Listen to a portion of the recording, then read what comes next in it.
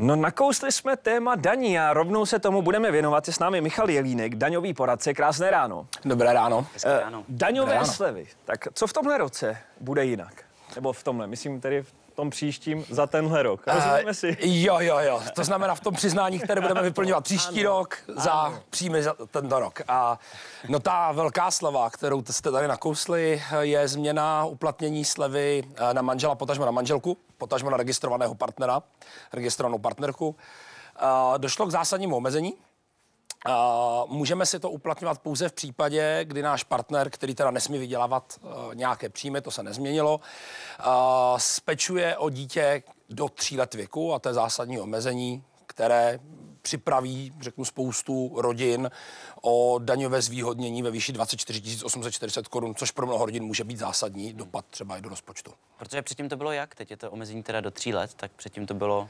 Předtím to bylo pro děti, které byly buď do 18 let, nebo pokud jsme měli studenty, tak se ještě ten termín protahoval. Nyní natvrdo vláda v rámci konsolidačního balíčku, který byl schválený teda předminulý rok, tak už od roku 2024 platí to, že se to vztahuje pouze na děti do 3 let věku. To znamená, vlastně to nejsou úplně pozitivní změny. Nebo jak se na to máme koukat? Pro výnos státního rozpočtu je to bez pochyb změna pozitivní. Pro rozpočty rodin s dětmi zpráva zcela negativní. Víc to probereme za chviličku, díky moc, že jste tady. Už od rána je s námi daňový poradce Michal Jelínek.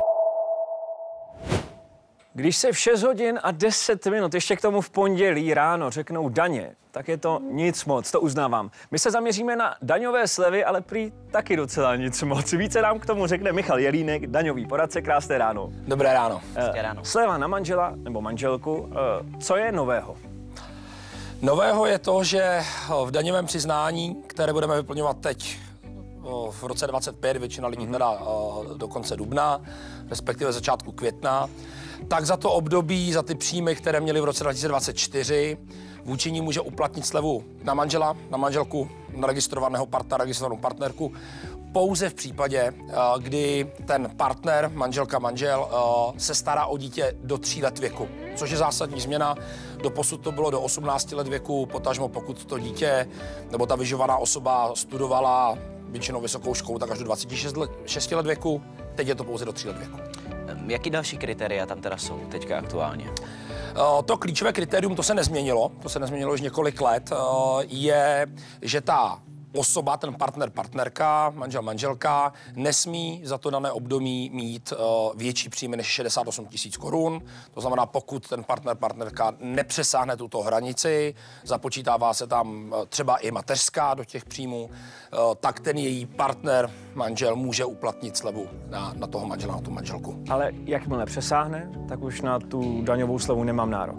Přesně tak. Není tam žádné odstupňování, pokud prostě ten partner, který se stará o to vyživované dítě, přesáhne hranici 68 000 korun, ten jeho partner, který má ty výdělky, proti kterým by mohl uplatňovat tu slevu, prostě ztrácí tu možnost tu slevu uplatnit. A jaké příjmy se tam naopak nezapočítávají?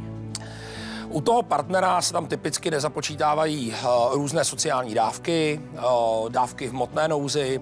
Je docela zajímavé, na to by si měli dát poplatníci pozor, nezapočítává se tam rodičovská, ale započítává se tam mateřská. Okay. To znamená, je zajímavý, že pokud třeba žena typicky půjde na tu mateřskou, která běží většinou teda toho půl roku po narození toho dítěte, tak tyhle ty příjmy se tam započítávají a skutečně dost často to je důvod, proč ten partner nedosáhne na uplatnění té slevy.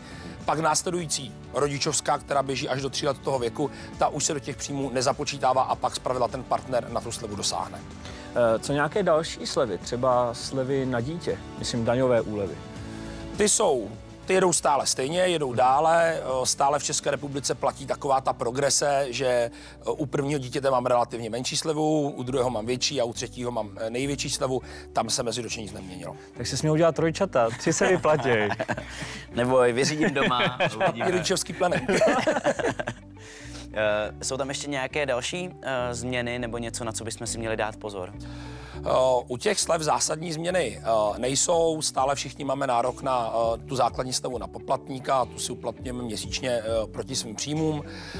Určitě zajímavé, byť je to úplně z jiného soudku, tak v pátek poměrně hodně se diskutovalo to, že od příštího roku vláda umožnila osvobodit příjmy z kryptoměn, opět se to týká fyzických osob, to znamená, pokud třeba vy dva kluci držíte kryptoměny nebo kdokoliv z vašich známých, tak od 1.1.2025, pokud je prodáte a drželi jste je déle než 3 roky, nebo ten příjem z nich nepřesáhne 100 000 korun, tak ten příjem máte zcela osvobozen.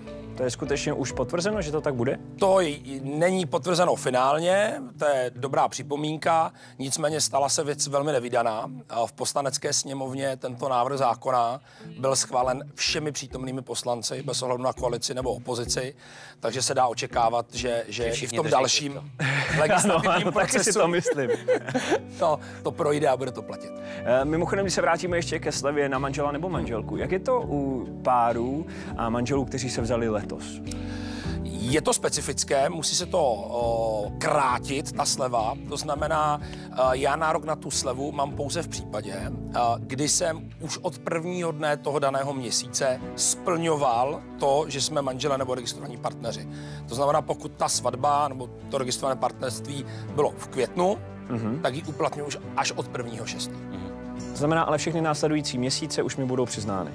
Budou přiznány, důležitý je si říct, že ta sleva se neuplatňuje v měsíčním třeba zúčtování mzdy, uplatňuje se až na konci roku a na konci roku v tom daňovém přiznání se skutečně pronásobí ta sleva počtem měsíců, kdy jsem od prvního dne toho měsíce splňoval ty podmínky pro uplatnění té slevy. Víme zhruba, kolika Čechů se to dotkne? Protože jste říkal, že to je velká změna, že to zasáhne spoustu rodin a kolik to tím pádem teda přinese do té státní kasy? Přiznám se, že my jako daňoví poradci takové údaje nemáme. Stát by bez pochyb takové údaje měl mít minimálně v nějakém v rámcové podobě.